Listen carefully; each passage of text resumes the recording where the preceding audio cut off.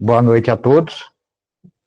Que a luz do nosso Mestre seja o nosso guia, que o seu amor nos oriente em mais essa noite desse bate-papo. E hoje eu trouxe para vocês a parábola da ovelha perdida. Nesse bate-papo que é para a gente conversar e dar uma analisada nessa parábola, né? Os fariseus estavam criticando Jesus, né? Porque ele convivia muito com os publicanos, com os pecadores, né, que eram considerados impuros, e a tradição farisaica era, ó, se você conviver com um impuro, você também vai se tornar impuro. E Jesus convivia, e ele era bem acolhido, acolhia bem e era bem acolhido por essas pessoas, pelo povo de uma maneira geral, né? Então, isso despertava também muito ciúme entre os fariseus. Então, durante essa crítica, já havia acontecido na casa, no jantar que Levi tinha dado, né, o jantar dos publicanos, né, quando Jesus fala para eles, ó, os sãos não precisam de médico, né, eu vim para curar os doentes. E aqui também, para responder, então ele conta a parábola da ovelha perdida. E ele fala assim, que homem dentre vós, tendo 100 ovelhas e perdendo uma delas, não deixa no deserto as 99 e vai após a perdida até que venha achá-la, e achando-a, a põe sobre seus ombros, rejubilando. E chegando em casa, convoca os amigos e vizinhos, dizendo: Alegrai-vos comigo, porque já achei a minha ovelha perdida. Digo-vos que assim haverá mais alegria no céu por um pecador que se arrepende, mais que por 99 justos que não necessitam de arrependimento. Essa parábola está no Evangelho de Lucas, no capítulo 15, dos versículos 4 a 7. Né? Então, Jesus, sempre nas parábolas dele, ele usava elementos que fossem de fácil compreensão para quem estava ouvindo. E a ovelha era um animal muito importante para os judeus. Né? Ela tinha um valor muito grande. Por quê? A ovelha dava lã, a ovelha dava carne, a ovelha dava leite. Né? Até os chifres e as patas eles usavam para fazer utensílios, para fazer enfeite. Então, os judeus tinham muito apego a essas ovelhas. Né? Então, cada ovelha que se perdesse para eles tinha um valor muito grande. E Jesus sabia disso. Então, por isso que ele fala dessa parábola. Tá? Aqui vai só um detalhe que a gente precisa prestar atenção, né? Oh, mas o cara largou lá 99 ovelhas e foi atrás de uma ovelha, né? E as 99 que está lá. A gente não pode esquecer que uma ovelha sozinha, ela vai ser perseguida, provavelmente vai morrer. O rebanho de ovelhas, eles se fecham. Então a gente vê muito nesses filmes, né? O animal, né, chega lá, ele não sabe como atacar enquanto eles estiverem fechados. Eles tentam separar uma para poder abater aquela uma, porque eles ficam meio perdidos. É mais ou menos igual a gente, né, Luiz? Quando chega no restaurante que tem um monte de comida gostosa, e você fica andando para um lado e fica andando para o outro, né? E não sabe qual comida pegar. Né? Deve ser mais ou menos isso que acontece com eles. Né? Então, Jesus sabia, né, da preciosidade da ovelha. Por isso que ele usa a ovelha como exemplo. Né? Então, ele está falando para os fariseus, olha, os publicanos e os pecadores são ovelhas perdidas, né? E eu quero resgatar elas. Né? E quem são as ovelhas perdidas hoje? Somos nós, todos nós. Todos nós, quando nós afastamos da lei do amor, quando nós nos afastamos dos cumprimentos que a gente devia, dos deveres que a gente devia cumprir nessa reencarnação, quando nós nos afastamos de amar o próximo como a nós mesmos, quando nós nos afastamos de amar os nossos inimigos, nós nascemos, morremos, renascemos, morremos novamente, com o objetivo de aprender a amar. E a gente gasta a existência procurando ser amado. Nunca amar, sempre ser amado, sempre ser estimado, nunca estimar os outros, né? Então, nós ainda estamos ovelhas perdidas. E nós vamos lá, quando a gente está lá no plano espiritual, nós traçamos, vamos assim dizer, né, a pastagem que a gente devia viver aqui. Tá? Nessa pastagem está tudo o que eu preciso. É a melhor pastagem para o meu crescimento espiritual, né? A melhor pastagem para o meu desenvolvimento. Ali tem todos os nutrientes que eu preciso. E não tem as coisas nocivas. Mas aí a gente mergulha nesse corpo físico denso, e aí começa a aparecer as sensações, aí aparece a aflorar os desejos, aí, com o esquecimento bendito que a gente vem para cá, a gente começa a se esquecer do que nós planejamos para essa reencarnação. A gente se esquece que a gente é colocado no lugar certo e na condição certa para a gente conseguir o melhor proveito dessa reencarnação em termos evolutivos. E aí o que acontece? A gente chega naquela pastagem e acha que aquela pastagem não está boa. A grama é muito ralinha, a grama isso, a grama aquilo. Aí a gente vai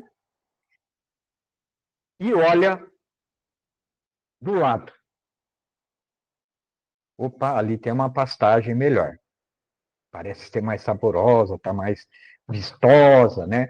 E muitas vezes a gente vai, né, guiados por lobos em pele de cordeiro. E quando a gente reencarna aqui, né, a gente não vem sozinho. O pastor mestre designa outros pastores para nos auxiliarem. São os nossos mentores, nossos anjos da guarda, né? E quando a gente vai tentar sair do caminho da pastagem para trás de outra, eles falam assim, ó, não vai lá, hein? Oh, aquele lá é lobo em pele de cordeiro. Ele vai te enganar e ele, no fim ele vai te matar. Mas a gente não consegue ouvir, né? Cresce o olho, né? Cresce aquela coisa, mas aquela pastagem é muito boa, né? E eu vou e vai atrás do lobo em pele de cordeiro, chega lá, né? A hora que ele se revela, é muito tarde e você está nas garras do lobo, né? Outras vezes a gente vai, olha lá para aquela pastagem, né? Aquela pastagem parece para a gente mais bonita, né? Olha que formosa, nossa, deve ser muito saborosa aquilo lá, né? E eu vou me afastar só um pouquinho, né, do pastor, eu vou passar só um pouquinho, né? Eu vou pegar aquela pastagem lá, mas depois, a hora que eu quiser, eu volto, né? Tá aqui pertinho, né? Só que chega lá, olha, e do lado tem outra, que parece ser melhor. Então eu vou naquela lá. Ainda dá tempo de eu voltar lá para lá, né? E vai para outra. E chega lá, vê outra. E vai para outra. E vai para outra, né? Até se perder completamente, né? Outras vezes, chega numa pastagem, chega lá, nossa, essa planta parece suculenta, parece gostosa, né? Vai comer. E, na realidade, era venenosa. E acaba encurtando essa reencarnação. É o suicídio indireto. É aquele que a gente vê no nosso lar, no André Luiz. E muitas vezes as criaturas não conseguem entender quando passam para lá e chamam ela de suicida, né? É por causa dos erros dela, é por causa da ânsia dela. Porque saindo de pouquinho em pouquinho, procurando outra passagem, né? Mas que parece, é onde começa os vícios nossos. É onde começa o fumo, é onde começa a bebida, é onde começa o jogo. Eu vou jogar só um pouquinho. Eu vou jogar só um pouquinho. Daqui a pouco eu vou querer jogar mais um pouquinho, daqui a pouco eu vou querer mais jogar mais um pouquinho. E a gente vê agora com essa praga, né, do joguinho no celular, muita gente está perdida por causa de dívida nesse joguinho. É só um joguinho, mais um joguinho, tá? E vai. É assim, aos pouquinhos. E por isso que o André Luiz e o Emmanuel sempre advertem a gente. Cuidado com as coisas pequenas. Tá? É como o cartão de crédito. Você faz, começa a fazer, compra pequenininha e não se dá conta. Compra, mas é só R$ 30. Ah, mas é só R$ 25. Ah, mas é só isso. A hora que chega a fatura, está um valor enorme. E a gente não consegue quitar. E aí o que a gente vai fazer na nossa existência? Ah, então vamos transferir para outra existência os débitos. Só que a gente não tem mais tempo. Nós estamos numa transição planetária. O tempo nosso está acabando. Chegou na hora da gente saldar a dívida que a gente tem, não adquirir mais dívidas, né? E aí a gente vai lá e a mesma coisa acontece com os defeitos, tá? Que até uma fala de vício e de defeito, né? É o hábito que a gente tem. Ah, eu só vou falar mal dessa pessoa agora, depois eu paro. Mas aí depois eu vou começar a falar mal de novo, e daqui a pouco eu vou começar a falar mal de novo, e aí começo a participar de toda a conversa de maledicência, e daqui a pouco eu sou a fonte da maledicência. Eu estou começando a fonte da maledicência. Né? Então, a gente tem que tomar muito cuidado. Por isso a importância do orai e vigiai. Cada vez que a gente tentar sair, né, a tentação vier, para a gente, só uma pastagem ali pertinho, orai e vigiai. Porque às vezes a gente vai se afastando, né, procurando uma pastagem melhor, procurando uma passagem melhor, a gente abaixa a cabeça, tá? Não consegue enxergar nada o que está perto, abaixa a cabeça e começa a ir atrás da pastagem. Só que essa pastagem não é boa para nós. Ela parece, é uma ilusão, ela parece suculenta, ela parece, mas ela não tem os nutrientes que a gente precisa. Ela não consegue matar a nossa fome. Porque não é o que a gente veio fazer aqui. Não é o nosso objetivo de vida. E a gente vai procurando mais e procurando mais, procurando saciar essa fome, só que não vai matar a fome da nossa alma. Tá? É o que acontece quando a gente sai em busca de fama, em busca de carro novo, casa nova, de poder, de dinheiro. Isso não vai matar a nossa fome. Só vai ansiar cada vez mais. E é o que acontece. Abaixa a cabeça e vai. E aí, de repente, né, sente um espinhozinho aqui, sente uma cutucada ali, sente uma pontada ali. A hora que abre o olho, está no meio de arbusto cheio de espinho. Está cheio de espinho. A pastagem errada levou você para esse lugar. Né? E aí, o que a gente tem que fazer? Né? A gente tem que orar e pedir para o bom pastor vir em nosso socorro. Né? E quem é o bom pastor? João, no evangelho dele, diz: Eu sou o bom pastor, Jesus falando. Eu sou o bom pastor. O bom pastor dá a vida pelas suas ovelhas. Ainda tem outras ovelhas que não são desse aprisco. Também me convém agregar estas. E elas ouvirão a minha voz, e haverá um rebanho e um pastor. Né? Então, não adianta a gente. Isso a parábola toda, né? É uma declaração de misericórdia, de amor de Jesus e do nosso Pai amoroso. Porque ele está falando aqui que nenhuma das ovelhas se perderão. por mais rebeldes que sejam, por mais contra, né, nenhuma vai se perder. Todas elas, vai ter só um pastor.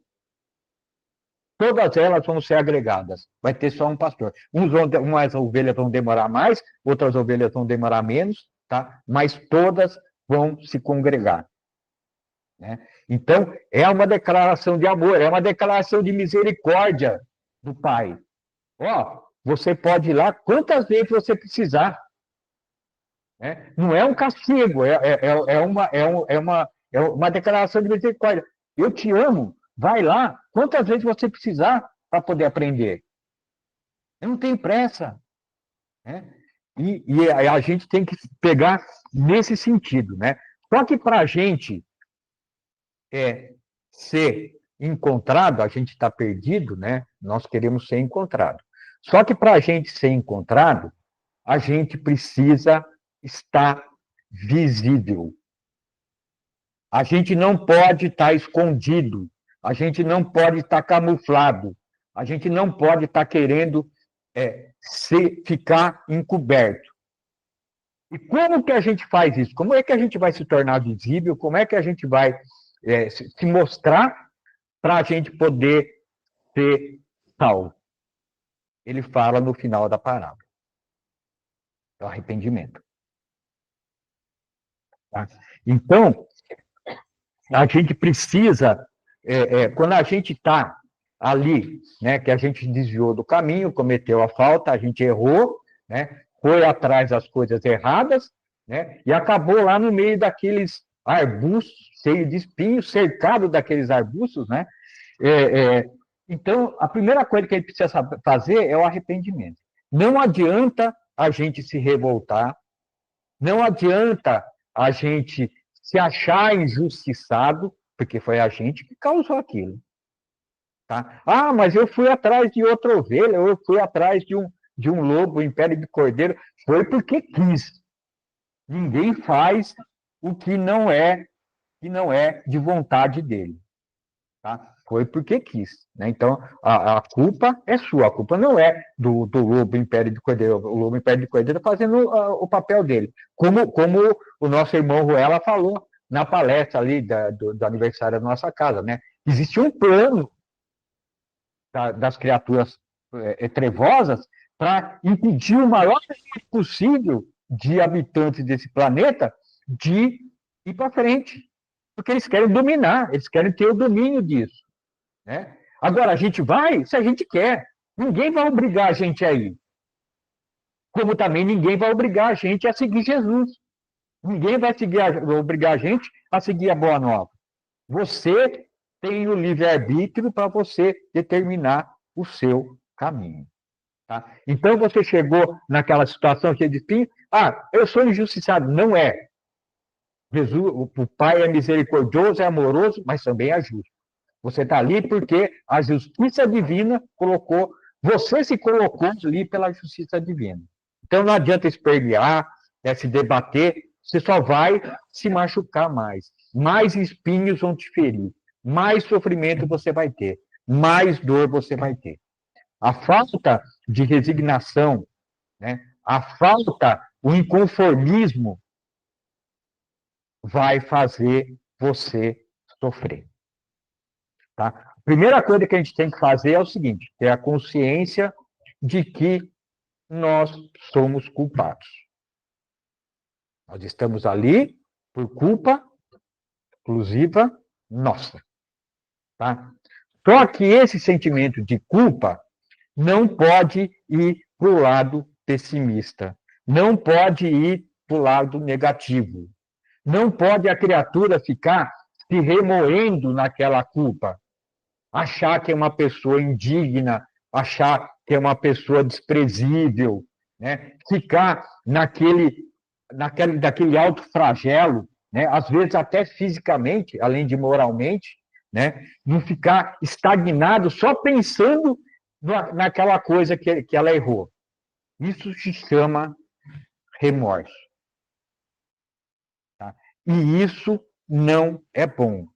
Remorso é a fonte de muitos processos de depressão, de muitos processos de síndrome das mais variadas, tá? O remorso, por quê? Porque o remorso é uma porta escancarada para um processo obsessivo. Então, quando a gente está naquela situação, né, cercado do espinho, então a gente começa a pensar, né, ó, eu sou culpado, né? Onde foi que eu errei? Né? Ah, eu errei lá atrás. Foi quando eu comecei a sair atrás de pastagem. Nossa, aquela pastagem parecia, né, bem gostosa, né? Mas eu não quero nunca mais estar nessa situação. Então, eu não quero nunca mais errar aonde eu errei lá. Tá? Isso é arrependimento. Tá? O arrependimento é você assumir a culpa e ter uma vontade muito grande de não repetir aquele erro. Às vezes pode até cometer, tá? Mas tem a disposição de não cometer mais aquele erro, porque viu, analisou a causa do sofrimento e viu que a causa do sofrimento foi aquela falta que ele cometeu. Né? Então, não vou cometer mais aquela falta, porque senão eu vou sofrer de novo. Vai ter um monte de espinho, vai ter um monte de arbusto no meu caminho. Tá? Então, esse é o primeiro passo, é o arrependimento. O arrependimento é uma palavra grega, que vem do grego metanoia, que é mudança de mente, de mentalidade. Então, você chegou lá e falou, opa, eu tenho que mudar minha mentalidade para mim não acontecer mais isso comigo. Né? Mas isso só não basta. Eu ainda estou lá no meio do... Eu me arrependi, não quero cometer mais aquele erro, né? Mas eu ainda estou lá no meio do espinheiro. Né? E o André Luiz, ele fala assim, o arrependimento é o caminho para a regeneração e nunca o passaporte direto para o céu. Por quê? Nós estamos lá no meio dos espinhos. Tá? Bom, eu vou ter que sair de lá. Porque se eu não sair, eu caio no remorso, né? Se eu ficar só remoendo, eu caio no remorso, vai passar o tempo, aqueles arbustos vão crescer, os espinhos vão ficar maiores e eu vou sofrer mais. Então eu tenho que sair de lá. Tá? Para sair de lá, eu vou ter que enfrentar aqueles espinhos. Vou ter que enfrentar os espinhos e os arbustos que eu coloquei no meu caminho. Isso chama-se expiação. Tá? Vou ter que sair dos espinhos que eu criei para mim. Expiação. Tá? Só que lá na parábola, Jesus fala, né, que quando o pastor reencontra a ovelha, ele carrega ela no ombro, no colo. Né? Isso quer dizer que Jesus vai chegar lá, eu me arrependi, Jesus vai chegar lá, vai tirar todos os espinhos do caminho para mim? Não. Não. Eu vou ter que pagar até o último ceitil. Mas então, o que ele quis dizer, né, quando ele fala para a gente que vai colocar no colo? Porque ele vai trazer esperança. Ele vai trazer a certeza de que a hora que a gente enfrentar todos aqueles espinhos, essa situação ruim vai passar. Ele vai dar consolação para nós, né? Vinde a mim todos vós que estáis aflitos e sobrecarregados, e eu vos darei descanso. Tomai sobre vós o meu jugo e aprendei de mim, que sou brando e humilde de coração. E encontrareis descanso para as vossas almas, pois o meu jugo é suave e o meu fardo é leve. Então ele vai dar serenidade, ele vai dar consolação para a gente, né? A gente vai dar força para a gente, com resignação, enfrentar aqueles espinhos. Né? Vai dar uma força moral para a gente. Né? Mas, e vai ter, e também tem o seguinte, né, gente? A gente pode pensar, a gente não pode esquecer do seguinte, né? O pai amoroso jamais vai fazer um julgamento que não seja correto. E ele jamais vai dar um fardo que a gente não pode carregar. Então, a gente tem condições de sair daquele espinheiro. E é essa a mensagem de Jesus. Esse é o colo de Jesus. Né? Mas a gente saiu lá do espinheiro, né? Saiu do meio da coisa lá, mas a gente ainda não está, a gente está longe da pastagem ainda. Né? Saímos do espinheiro, então arrependemos, né? Fizemos uma expiação, mas a gente está longe da pastagem, do lugar que a gente tem que estar. Está longe ainda do pastor. Para chegar lá na pastagem, eu vou ter que fazer o caminho, a mesma distância, o mesmo caminho, o mesmo número de passos, mas em sentido contrário. Essa é a reparação. Essa é a reparação. Eu tenho que fazer, né, com a mesma intensidade, né, o contrário da falta que eu cometi. Cometi desamor, com a mesma intensidade tenho que cometer o amor. Cometi o egoísmo, com a mesma intensidade, fraternidade, solidariedade. Né? Eu pratiquei, não perdoar, sentir mágoa, sentir rancor por alguma coisa que me fizeram, a mesma intensidade de perdão. Então, para a gente anular, né, essa historinha que eu contei para vocês, é o seguinte, para a gente ter consciência que para a gente anular uma falta que a gente cometeu, nós temos que passar por essas 3 etapas. Arrependimento, expiação e reparação. Senão a gente não vai conseguir voltar, né, para a pastagem original, onde estão as coisas que eu preciso. Né? Então a gente só pode voltar a isso, né, quando a gente tiver feito essas 3 etapas. Né? Isso é fácil de fazer? Não. Para nós, no nosso grau evolutivo, não. A gente ainda está carregado de orgulho, a gente está carregado de egoísmo, está carregado de vaidade. É muito difícil, mas é possível. É possível.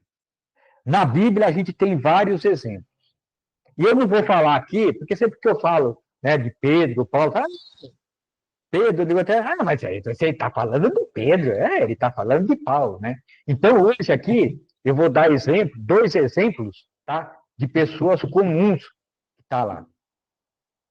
Igual a gente, tá? Que conseguiram reparar ainda naquela encarnação, né, as faltas que cometeram.